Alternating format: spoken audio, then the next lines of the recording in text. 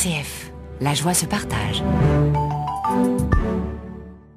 Mon invité à mes côtés aujourd'hui, Julien Tuffery.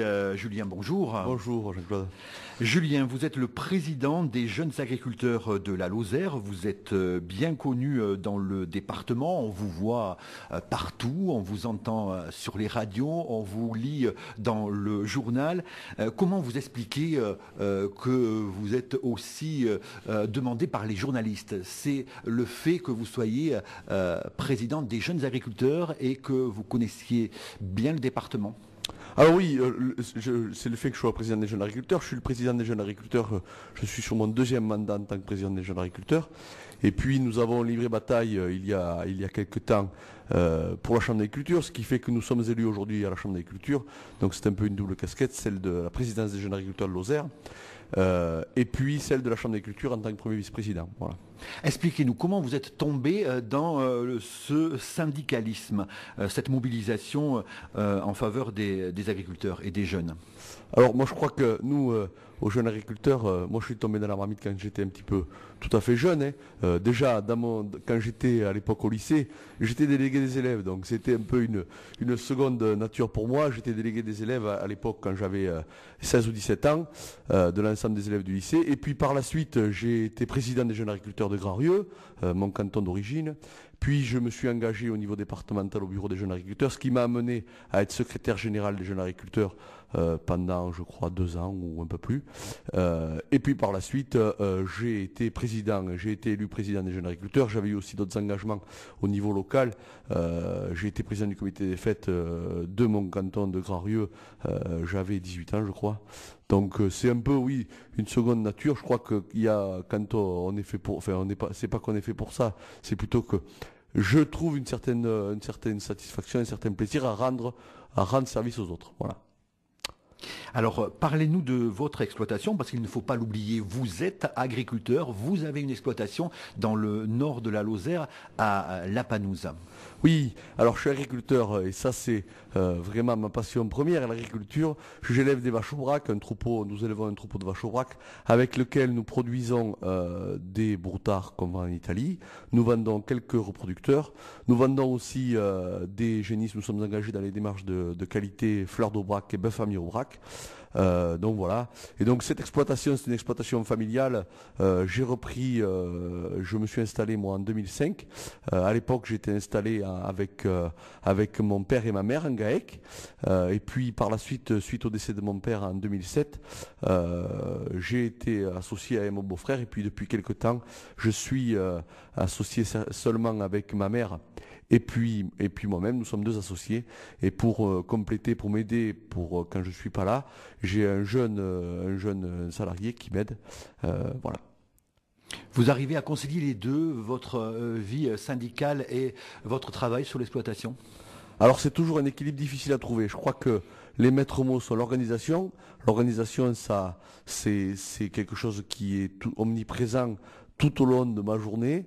Je crois que pour être responsable agricole et avoir une exploitation, il faut avoir d'un entourage de qualité. Je crois que moi aujourd'hui je remercie beaucoup ma famille, ma femme, ma mère, mon salarié, et puis surtout avoir un réveil qui sonne tôt le matin, parce qu'il ne faut pas croire, pour être chez vous aujourd'hui, pour enregistrer cette émission, il faut pas se lever à 8h du matin, sinon ça ne va pas du tout. Voilà. Alors on va parler des jeunes bien sûr, puisque vous êtes jeune et vous êtes le responsable des JA.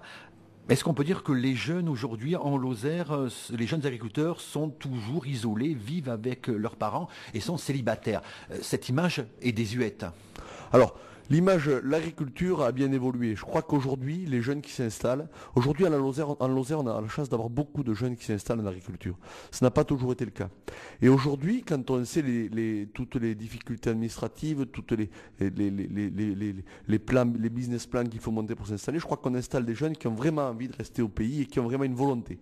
Je crois qu'on est passé en quelques années dans les fermes, il restait celui qui on pouvait, enfin des fois, c'était pas forcément un choix pour celui qui restait d'être agriculteur. Je crois qu'aujourd'hui, les jeunes qui restent, mais déjà ils sont tous formés, puisque je vous rappelle que tous les agriculteurs qu'on installe avec le système des aides sont obligés d'avoir un niveau d'éducation de niveau 4, c'est-à-dire baccalauréat agricole. Donc aujourd'hui, on installe des jeunes qui sont cultivés, qui savent de quoi ils parlent, qui ont une formation technique tout à fait pointue au niveau de l'agriculture. La plupart d'ailleurs vont au-delà et de cette formation bac. On installe beaucoup de jeunes qui ont bac plus 2 et maintenant de plus en plus bac plus 3. Donc ce sont des gens qui ont le recul nécessaire, qui ont vu d'autres choses, qui ont vu d'autres expériences. Et je crois que ça leur donne une ouverture d'esprit. Alors, le célibat en agriculture, vous en avez parlé, il y a même une émission de télé qui s'est spécialisée là-dessus. Alors, il y a une étude tout à fait récente qui est sortie qui montre que 77% des agriculteurs sont en couple, alors que seulement 70% des ouvriers sont en couple. Donc on est à 7%, ça je vous parle des hommes. Et puis pour ce qui concerne les femmes, 88% des femmes agriculteurs sont en couple ou mariées. C'est le record, toutes catégories socio-professionnelles confondues. Donc, on a parlé à un moment de ce célibat en agriculture. C'est vrai que ça peut être un problème, et l'isolement, ça en est un aussi. Mais aujourd'hui, je crois que ça l'est moins que ce que ça l'a eu été. Et puis, il y a l'histoire il y a aussi l'histoire de l'ouverture d'esprit qui s'acquiert petit à petit, puis les nouvelles technologies nous aident. Enfin, je crois qu'aujourd'hui, on est dans un monde connecté, ouvert, et les agriculteurs y participent pleinement. On va en parler dans quelques instants d'Internet. Est-ce que les jeunes agriculteurs lozériens, on le dit souvent, sont endettés et puis pour certains, c'est assez pesant? Alors l'endettement, c'est la rentabilité du capital qui est très difficile en agriculture. Aujourd'hui, une exploitation agricole demande un capital d'investissement très élevé, notamment dans les productions traditionnelles de la Lozère. Les bovins laits, les bovins viande, les ovins. Aujourd'hui, il faut un capital important pour ce qui concerne le cheptel, le matériel, les terres et les bâtiments. Aujourd'hui en Lozère, les bâtiments coûtent très cher parce qu'on laisse nos animaux longtemps dedans, parce qu'il faut qu'ils soient isolés, parce que les hivers sont rudes. Bon, voilà. Tout ça fait que l'installation en agriculture est très très chère. Et aujourd'hui, on a une difficulté de rendement par rapport aux autres métiers. Quand on investit 10 dans l'agriculture, il faut 20 ans pour rentabiliser son investissement. Alors c'est vrai que l'endettement est important. Et c'est un frein, mais il faudrait si on arrivait à augmenter les revenus, à augmenter la valeur ajoutée sur l'exploitation, on permettrait de diminuer le poids des investissements et le poids des remboursements des investissements par rapport aux résultats des entreprises. Alors, un jeune qui s'installe, vous allez nous confirmer, maintenant pourra avoir droit aux aides de l'Union européenne, il doit obligatoirement être formé, obligatoirement avoir un bac, et il doit se lancer dans l'agrandissement de la propriété familiale. Par exemple, il faut qu'il construise un nouveau bâtiment et qu'il augmente son cheptel. Alors, pas obligatoirement. Ce qu'il faut, ce qu'on veut, c'est avoir des jeunes qui soient... qui dégagent un revenu de leur activité agricole, parce que trop longtemps aussi, l'agriculture, et là je parle de plusieurs dizaines d'années, les agriculteurs ont été des miséreux. C'était le dernier rang de la population. Donc nous, ce qu'on veut aujourd'hui, c'est qu'on ait des agriculteurs qui aient un niveau de revenu suffisant pour vivre comme leurs contemporains, qu'ils aient un niveau d'éducation. Je crois qu'aujourd'hui, développer son exploitation, c'est pas forcément l'agrandir. C'est trouver des nouvelles valorisations, c'est trouver des solutions pour transformer ses produits, soit collectivement, c'est ce qu'on encourage aux jeunes agriculteurs, les filières construites collectives, qui permettent de tirer tout le monde vers le haut. Je vais vous en citer quelques-unes. Je crois qu'aujourd'hui, on a quelques réussites de filières en Lozère. On a le Roquefort, qui est quand même une filière qui permet depuis longtemps à des agriculteurs de vivre dans un secteur très très difficile. Depuis peu de temps, on a les filières de qualité en viande bovine, le label rouge bœuf famille Aubrac, on n'en parle pas beaucoup en Lozère, mais c'est un des labels qui rémunère le mieux ses éleveurs au niveau national. Je vous parle ça au niveau national. Donc aujourd'hui, même si les éleveurs qui font des bœufs famille Aubrac ne font pas fortune, je crois qu'il y a un plus à gagner, et ces plus-là, l'économie est de plus en plus compliquée. Il est nécessaire de travailler à plusieurs niveaux sur les charges, sur les produits. Ce sont des petits détails qui font la différence entre une exploitation rentable et une exploitation non rentable avec les faibles marges de manœuvre qu'on a. RCF Eaux-Vives-Lozère à Châteauneuf-de-Randon sur 2 fréquences, 103.5, 99.7. Il faut des diplômes pour s'installer. Oui, il faut des diplômes pour s'installer. Et pour avoir les aides européennes. Il faut des diplômes. Alors ça fait quelques années que ça existe. Il faut des diplômes pour s'installer, pour avoir les aides européennes. Et puis nous, profession agricole, nous ne sommes pas pour dire sortez vite de l'école. Nous encourageons tous nos jeunes à aller dans les études. La difficulté qu'ont les jeunes aujourd'hui par rapport aux études, une des difficultés qu'ils ont, c'est la difficulté de trouver des maîtres de stage. Et alors si les agriculteurs nous écoutent, eh bien je leur dis, prenez des jeunes en stage. Parce qu'aujourd'hui, de plus en plus de jeunes disent j'aurais bien continué à faire un BTS en alternance, mais je n'ai pas trouvé de maître d'apprentissage ou de maître de stage. Donc il faut que les agriculteurs prennent des jeunes stagiaires parce que eux, quand ils étaient en stage, ils étaient bien contents d'avoir un maître de stage, et puis quand ils auront leurs enfants qui iront en stage en agriculture, ils seront contents de trouver quelqu'un. Donc je crois que c'est une chaîne qu'il faut avoir, et il faut quand même un petit peu, quand on forme les générations à venir, je crois que ça veut dire qu'on a des générations derrière soi. Donc ça veut dire qu'on va réussir dans les années à venir. Internet, c'est important pour ces jeunes agriculteurs. On le sait, ils doivent dialoguer avec l'EDE, avec la Chambre d'agriculture, avec leur banque. En fait, c'est indispensable cet outil. Oui, alors Internet est indispensable. Alors là, on a un vraiment aujourd'hui, moi je crois que c'est un des plus gros freins du développement de notre département. C'est les trous noirs au niveau Internet numérique. Moi, je connais bien ça, puisque là où j'habite, je n'ai pas Internet par la DSL. Je peux vous dire que Internet, si on n'a pas la DSL, c'est très difficile à vivre. Il faut absolument, les jeunes, effectivement, vous le disiez, ils sont connectés. Déclaration de naissance aujourd'hui c'est sur Internet, déclaration de surface c'est sur Internet, la banque pour aller voir les comptes c'est sur Internet. Je veux dire, tout se fait par Internet, mais à tous les niveaux, en agriculture et ailleurs. Aujourd'hui les agriculteurs avec les téléphones peuvent directement consulter l'ensemble des données de leurs troupeaux depuis n'importe quel endroit qu'ils se trouvent. Il faut absolument qu'on avance là-dessus. Moi, on en parle souvent d'Internet, mais c'est vraiment aujourd'hui, et de plus en plus, moi je le ressens, un gros handicap pour nos zones rurales. Puis moi je m'étonne un peu de la manière dont Internet se développe et de la manière dont les réseaux se développent. Si l'électricité s'était développée de la même manière, je me demande combien de villages n'auraient pas l'électricité à l'heure actuelle. Je crois qu'il faut qu'il y ait vraiment un grand plan pour mettre en place que chaque maison lozérienne et l'ADSL, et puis même, je crois que l'ADSL aujourd'hui c'est un peu dépassé, il faut absolument que tout le monde ait la fibre, parce que ce sera une des clés de la réussite de l'avenir. Aujourd'hui on parle de télétravail, la Lozère ce serait un formidable département pour y vivre, à condition de rester chez soi avec Internet. Pas possible, on n'a pas Internet. Donc il faut trouver des solutions, et ça urge. C'est pas dans 10 ans, dans 10 ans on aura trouvé d'autres technologies, donc il faut vraiment trouver des solutions le plus rapidement possible. Alors il y a eu des aides justement pour, même vous, pour recevoir Internet à la Panouse par satellite. Vous avez bénéficié d'une aide attribuée par le Conseil général. Oui, mais très bien, l'aide du Conseil général c'est une bonne initiative, mais ce qu'il faut, Internet par parabole, ce n'est pas une solution. Enfin, moi, pour l'expérience que j'ai, je peux vous dire que ça ne fonctionne pas de la même manière que ceux qu'on a dans nos bureaux à Mende, ça n'a rien à voir. Donc il y a toujours des pannes, des couacs, donc il faut absolument qu'on avance là-dessus, et c'est au-delà de l'agriculture, je crois que c'est pour toute la population, et puis pour nos enfants aussi, parce que quand ils vont à l'école, les enfants, t'as pas Internet chez toi, t'as pas vu ça sur Internet, je crois qu'il faut que les enfants des agriculteurs, ils soient comme les autres enfants, qu'ils puissent voir sur Internet les mêmes choses que les autres. Quand on sait qu'aujourd'hui les enfants vont sur Internet très tôt, il faut qu'aussi nos jeunes aient ces moyens-là, quoi. Alors, est-ce que vous dites les agriculteurs, ce sont des aménageurs du territoire et c'est opposé aux écologistes, au monde écologiste qui dit agriculteur pollueur?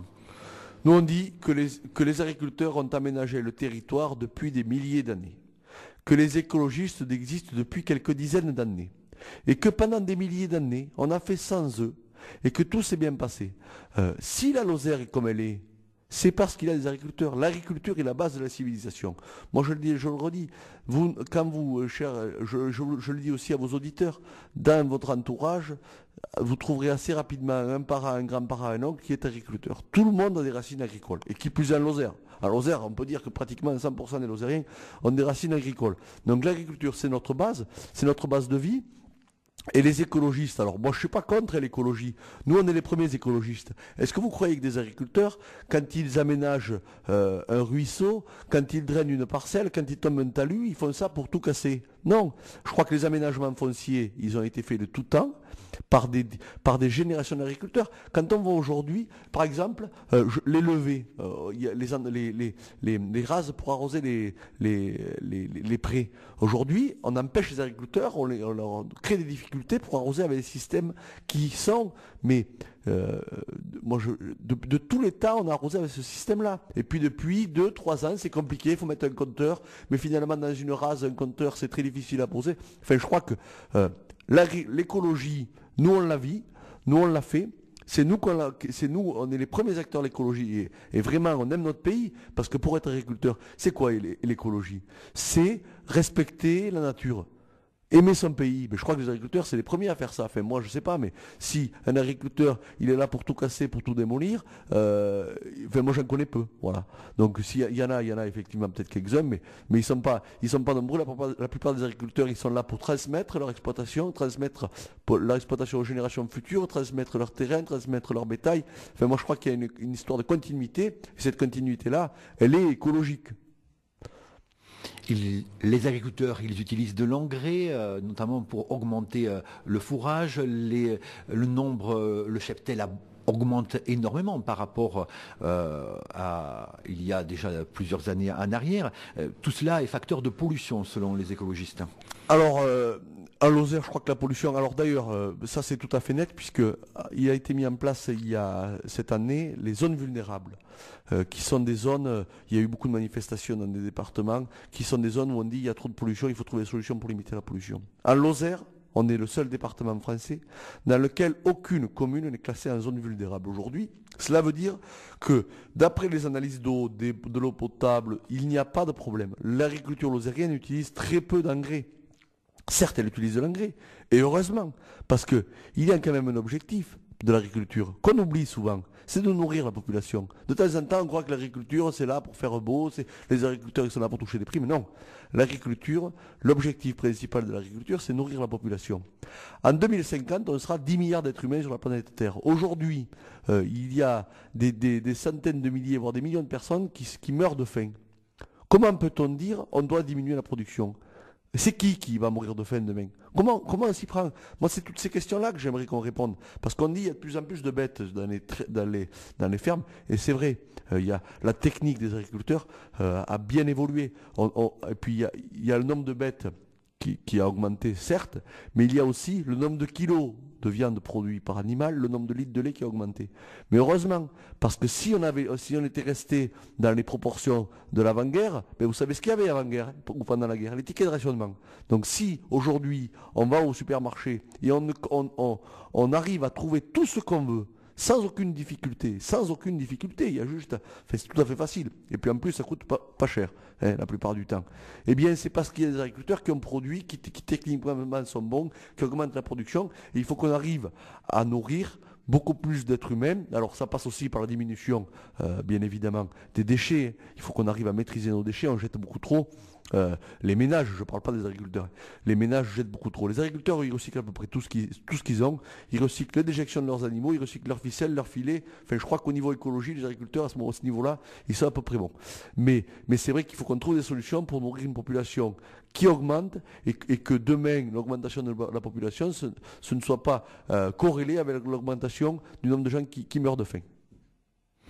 Autre pollution, la pollution visuelle. Alors on va dire que vous êtes concerné puisque sur votre commune il y a un projet d'éolienne, un grand projet d'éolienne. Alors tout d'abord, est-ce que vous y êtes favorable? Et les agriculteurs, est-ce qu'ils peuvent en tirer un profit? Puisqu'on le voit sur la commune à côté de la vôtre, certains, si l'éolienne est sur le terrain de l'agriculteur, eh bien ils bénéficient bien sûr de retombées. Moi, je regarde les choses de façon beaucoup plus globale. Est-ce que l'agriculture en général a gagné au niveau des énergies renouvelables? Moi, je crois que les énergies renouvelables, alors il y a le fait des éoliennes. Les éoliennes, c'est une énergie dans la conception qui est tout à fait bonne. Produire de l'électricité avec du vent. Enfin, je crois que l'idée est tout à fait bonne. Après, ça crée des tensions tout à fait vivaces dans les villages. Et je crois qu'il vaut mieux de temps en temps. Et ça crée souvent des divisions dans les villages entre ceux qui veulent, ceux qui ne veulent pas. Et là est le problème. Hein. C'est-à-dire qu'il vaut mieux, moi, l'énergie éolienne, je suis pour son développement. Maintenant, si c'est pour qu'il y ait une guerre civile dans des villages où il y a 50 ou 100 habitants, je crois qu'il vaut mieux éviter. Parce que quand on est 50 ou 100, il vaut mieux s'entendre, parce que si on n'est plus que 25 contre 25, ça devient ridicule. Donc il faut un moment qu'il y ait une cohésion dans les communes, et que si la population locale, moi mon point de vue sur les éoliennes, c'est que si la population locale y est farouchement opposée, eh bien évidemment il ne faut pas les mettre. Parce que la population locale, c'est eux qui commandent, c'est eux qui vont le vivre. Donc voilà, moi c'est ça mon point de vue. Par contre, on a des gros enjeux demain sur la méthanisation. Hein. Aujourd'hui, on arrive à produire de l'électricité avec du lisier, du fumier de bovin, avec les fermentations, etc. On arrive à produire du lisier et du fumier. On est au tout début de cette ère-là. Donc il faut absolument qu'on arrive à développer. Et nous, à la Chambre d'agriculture, on a des personnes spécialisées pour développer ce type d'énergie. C'est-à-dire que le lisier et le fumier des bovins sont mis dans des cuves qui fermentent. D'un côté, ça produit de la chaleur. Cette chaleur peut servir à chauffer des foyers, chauffer des gymnases, etc. Et puis de l'autre côté, ça produit de l'électricité et cette électricité peut alimenter tout un chacun. Puis il y a aussi tous les bâtiments agricoles avec leurs toits. Moi, je crois qu'avant d'aller planter des grands mâts pour mettre des éoliennes, on a des milliers de mètres carrés de bâtiments agricoles qui sont que des bâtiments agricoles. Et si on avait posé des panneaux photovoltaïques sur la plupart des bâtiments agricoles, je crois qu'aujourd'hui, on aurait beaucoup d'électricité verte. Mais je crois que la Lozère, on est dans les départements leaders à ce qui concerne l'électricité propre. Dans les gorges du Tarn, écoutez RCF Eaux-Vives-Lozère sur 99.9. Un mot sur nos voisins, les Aveyronnais, le barrage de Sirvin, vous y êtes favorable? Vous connaissez peut-être le dossier, mais les agriculteurs le demandent. Alors, le barrage de Sirvin, ouais. Donc, on y est favorable, nous, bien évidemment. Ce barrage, qui est un barrage de 70 hectares, hein, quand on sait, c'est un barrage de 70 hectares, quand on voit le cinéma qu'on mène pour un barrage de 70 hectares, et que nous, on sait en Lozère qu'on a notre lac de Nossac qui fait 1000 hectares, enfin, franchement, pour nous, c'est dérisoire. C'est dérisoire. Je crois qu'aujourd'hui, il y a 50 agriculteurs qui pourront produire du maïs irrigué si on arrive à faire ce barrage-là. C'est un besoin. Il y a eu démocratiquement des enquêtes publiques, il y a tout un processus qui s'était achevé de demande à la population pour voir quelles étaient les attentes, etc. Et puis, tout s'est stoppé. Alors, il y a eu le malheureux décès de ce jeune, et puis ça, on le déplore. Hein. Nous, on est pour des choses pacifiques, et c'est bien malheureux. Mais je crois qu'il faut que la majorité des gens et la voix, et fasse entendre sa voix. Aujourd'hui, on voit que quelques personnes peuvent faire influencer les choses de façon très importante, alors que toutes les démarches ont été entreprises. Pourquoi quelques zadistes et quelques personnes, quelques marginaux, moi je dirais presque, parce que je ne crois pas que ce sont des gens, ceux qu'on a vu quelques reportages dans lesquels on voit que, c'est pas d'aller au travail qui leur porte souci le matin. Moi, je crois qu'il y a un moment, il faut que les gens qui travaillent, les gens qui entreprennent, ce soit eux qui commandent. Parce qu'avoir des belles idées, rien faire et attendre qu'elles se passent, je crois que c'est pas comme ça qu'on changera le monde. Un mot sur la nouvelle politique agricole commune, ça va changer quoi? Alors, beaucoup de choses. Hein. Ça va changer. Techniquement, c'est très difficile à assimiler. Et la difficulté, c'est le manque de lisibilité. Aujourd'hui, on est dans une nouvelle politique agricole commune qui devra s'appliquer à partir du 1er mai, les déclarations de surface, du 15 mai, excusez-moi, à partir du 15 mai. Et on ne connaît pas les modalités techniques d'application. Et aujourd'hui, il y a beaucoup de questionnements encore qui se posent pour la Lozère, parce que la Lozère est un département très spécifique. Et vous le savez, notamment au niveau des surfaces. Vous allez n'importe où en France, un champ est un champ, un pré est un pré. Nous en Lozère, vous allez sur le mont Lozère, on a des estives, bon, il y a des pierres, vous allez sur l'Aubrac, vous allez à Marchastel, c'est difficile. Vous allez au truc de Fortunio, il y a des parcelles qui sont pas des bois, qui sont pas des champs, mais qui sont pourtant des parcelles agricoles. Et ça, c'est très difficile à expliquer, parce que vu de loin, l'agriculture, un champ, on le laboure, après on le fane ou on y met les bêtes, c'est fini. Un bois, on y coupe les arbres, voilà. Sauf que nous, toute cette difficulté-là de terrain semi-forestier, enfin, c'est pas des terrains semi-forestiers, mais c'est des terrains agricoles sur lesquels il y a du bois, sur lesquels il y a des landes, sur lesquels c'est très difficile à faire accepter parce que on est peu à se battre là-dessus. On est le pourtour méditerranéen, avoir ces spécificités-là, puis que dès qu'on dépasse Saint-Flour, le Cantal, au-dessus, c'est beaucoup plus simple à gérer pour les responsables agricoles. Et pour terminer, Julien Tuffery, il nous faut aborder la problématique du loup. Brièvement, on en a beaucoup parlé, mais est-ce que ce n'est pas du domaine anecdotique, entre guillemets, il y a eu peu de, il y en a eu, mais de moutons attaqués. Est-ce que c'est vraiment le loup? Ce sont des questions qu'on peut être amené à se poser. Alors, le loup, c'est un problème très grave pour l'agriculture. Alors, effectivement, le nombre de brebis tuées, à rapport du nombre total de brebis, ça pourrait paraître anecdotique. Mais c'est un signal qu'on envoie aux éleveurs. Moi, je crois qu'aujourd'hui, on a mis en place, avec la Chambre d'agriculture, la FDSEA, les jeunes agriculteurs, le point info installation, un programme de relance de l'activité ovine. Les éleveurs ovins, c'est une profession qui a beaucoup souffert, qui a beaucoup diminué. Aujourd'hui, nous voulons avoir des éleveurs ovins. Parce que si on n'a pas d'éleveurs ovins, si on a le loup, alors effectivement, il tuera quelques brebis. Mais il crée un climat dans lequel les éleveurs ovins ne se sentent plus sereins. Imaginez-vous tous les jours ne pas savoir combien de brebis vont être tuées, qui il a attaqué, il n'a pas attaqué. À la fin de l'année, on croit avoir 100 agneaux, oui, mais finalement, il n'y en a plus que 50 parce que le loup a fait avorter certaines bêtes, voilà. Donc ça, c'est toute la difficulté. Et c'est le signal qu'on lance aux éleveurs. Nous, on lance un signal aux éleveurs pour leur dire, voilà, il faut absolument que vous continuez votre activité, et le loup, on va trouver des solutions pour le combattre. Voilà. Mais c'est vrai que c'est un problème législatif, premièrement. Et aujourd'hui, notre député, notre sénateur se battent pour faire évoluer les lois. Il y a 577 députés à l'Assemblée nationale, vous le savez. Aujourd'hui, seulement 80 sont favorables à la réforme de la loi. On est loin de la majorité. Donc, il faut absolument qu'on travaille sur plusieurs aspects. L'aspect réglementaire, l'aspect législatif. Puis, il faut qu'on fasse évoluer. De temps en temps, on entend dire, oui, mais il faut arrêter de parler du loup et puis tirer dessus. Raisonnement simple. Et bon... Moi, je crois que nous, notre rôle de responsable, c'est de faire évoluer les mentalités. Faire évoluer les mentalités des Lozériens, mais je crois que les Lozériens, on les a un petit peu acquis à notre cause. C'est-à-dire qu'en Lozère, il y a bien quelques blogueurs ou quelques fans des réseaux sociaux qui n'aiment pas, qui défendent le loup. Mais quand on croise les gens normaux, les gens vrais de la vie, parce que ça aussi, je crois qu'aujourd'hui, on laisse un peu trop de place à des gens virtuels. Il y a les gens virtuels et c'est très bien. Nous, aux jeunes agriculteurs, on est adeptes des réseaux sociaux et on les utilise beaucoup. Je crois que ça peut aider à développer nos départements. Mais il y a les gens réels. Et aujourd'hui, il y a peut-être quelques défenseurs du loup sur Internet. Mais dans la réalité, vous en rencontrez beaucoup, des défenseurs du loup? Moi, je rencontre peu. Julien Tuffery, je rappelle que vous êtes le président des JA, les jeunes agriculteurs. Julien, est-ce qu'on peut dire, pour terminer, que vous êtes un syndicaliste heureux?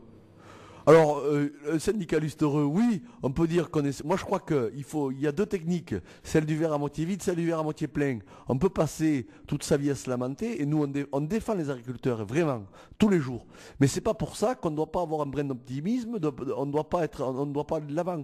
Les évolutions, il y en aura toujours, il y en a eu de tout temps, il y a eu des évolutions, des changements, des difficultés. Je crois que le principal objectif, c'est de les passer, trouver des solutions. Qu'est-ce qui est intéressant dans notre rôle de responsable agricole? Bon, c'est de rendre service aux agriculteurs, ça c'est une chose.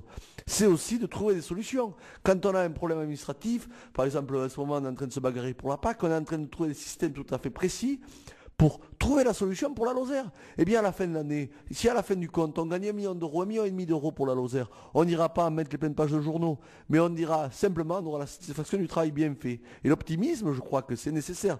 Dans notre pays, on manque beaucoup d'optimisme.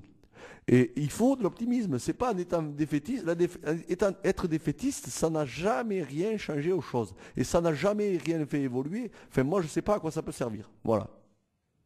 Julien Tuffery, merci beaucoup. Merci à vous et merci à tous vos auditeurs. À très bientôt sur nos antennes. Merci Jean-Claude. RCF, la joie se partage.